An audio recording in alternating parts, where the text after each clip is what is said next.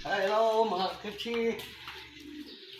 Meron po kaming gagawin na nagpagawa yung isa pong magsasaka, isang ka-farmers. Ito po pag-iikot natin sa inyo.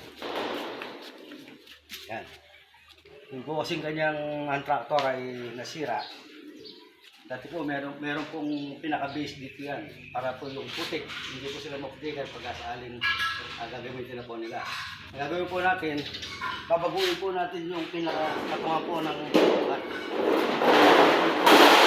po niyan ay 1.2. Sa una po, ang gagawin po natin, kailangan susukatin muna po natin yung pinaka-harap niya.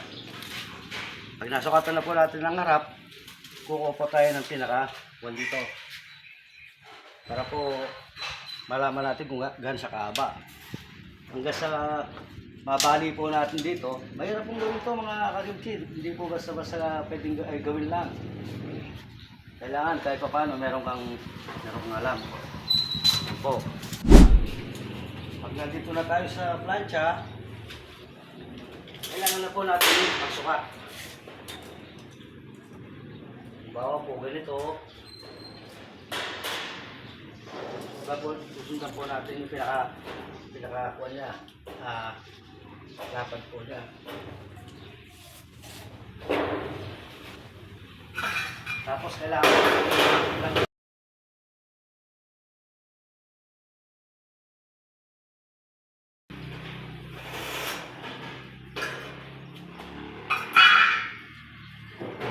pagka po nakakuha na natin yung pinaka-base.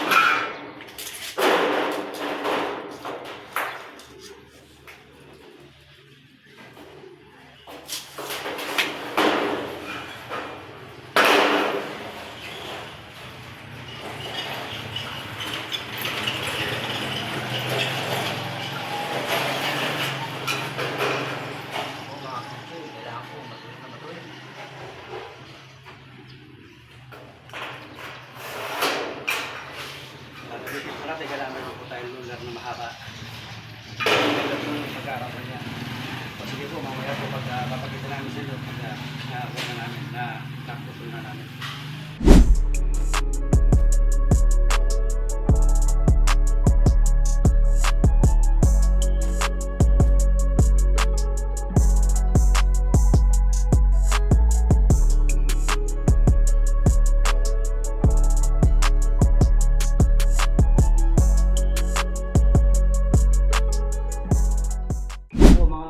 Kimchi, kailangan po nating sukatan itong mismong katawan ng transmission bago po natin ilagay doon. Pag nakuha po natin ang sukat nito mga kimchi, i-apply na po natin sa yero.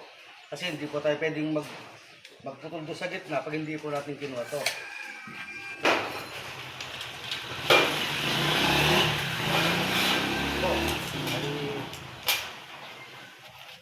Ako po, nakapagsukat na tayo.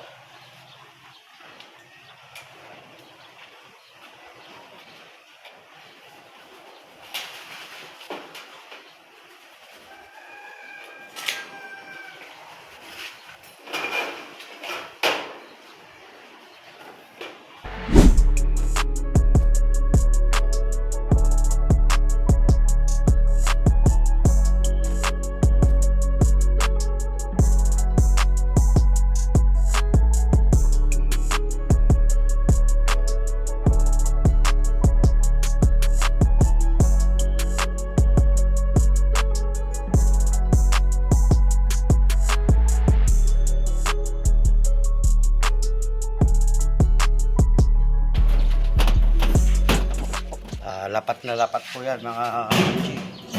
Ngayon, ang gagawin po natin yan, magkukon tayo. Babalik. Magtutupi po tayo. Yan, kailangan po mga kimchi, dalawa po ang vice grip natin. Ang totoo po yan, di pa tayo nakagawa ng bender. Pero habang wala po tayong bender, pwede naman.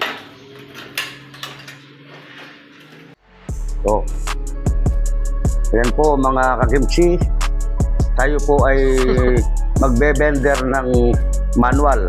Yan po ang tinatawag nilang DIY. Wala pa tayo, hindi pa ako nakagawa. Pero okay na okay po yan. Basta't mayroon lang tayong ganitong mga pangipit. Makikita po ninyo yung pinaka abulod niya o pinakapatigas niya ay magandang tignan. Ayan po, dyan naman po tayo sa ilalim na gagamitan ng torilyo. Yan po. Yan, matikas po ang kanyang tindig. Wala po siyang balyesta, pantay po ang pagkakakwan.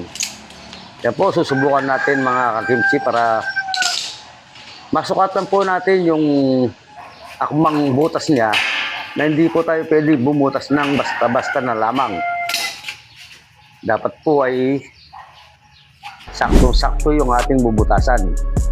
Nasukatan na natin at tayo po ay nagbubutas na mga kakimchi. Pag nagbutas po tayo, lalagyan po natin ito ng marka para po hindi lumiis ang ating mga binubutasan at sakto-sakto po siya pag ginawa na po natin. Ayan po, nailagay na natin, maglalagay na po tayo ng pinakakatawan niya na pinaka-brace sa gilid. Dapat po lahat po ng sukat natin ay tugma sa lahat na sulok nito. Lagyan po natin ng marka para po hindi po tayo maligaw. Ngayon, papakita ko po sa inyo kung paano ang panimula niya na magbumarka tayo. Ayan po. Gamitan po natin siya ng talim ng lagari. Ikot natin hanggang sa ibaba. Tama-tama po yan mga kakimchi. Hindi po pwede yung basta na tayo magputol. Pag nagputol-putol tayo, wala. Yan po, isang buong bakal po yan. Wala pong putol yan mga kakimchi. Pero momoldi po natin ng ganyan. Yan, trabaho po yan ng may mga malinis na kamay. Lagyan po natin ng paghalinagay po natin, lalagyan po natin ng pinaka sa taas para po maganda. Ayan na po mga kakimchi. Oh, kitang-kita po ninyo. Lahat po ng mga guhit niya, mga bulod matigas. Maganda po kung magiging tayo niyan.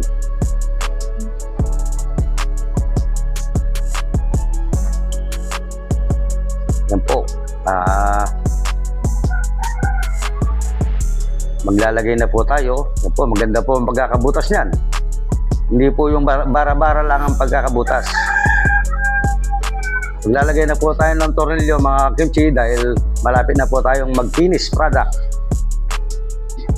Ang lalagay po nating washer, hindi po siya yung bilog. Yan po. Flat bar din po siya mga kimchi. May makapal-kapal po yan. Yan po ang magandang washer kasi buong-buo po. Maipit niya yung sa ilalim. Napakatibay po niyan mga kimchi. Tiyak po na hindi siya agad masisira. Ayan po, papagay na namin sa inyo. At matatapos na po siya.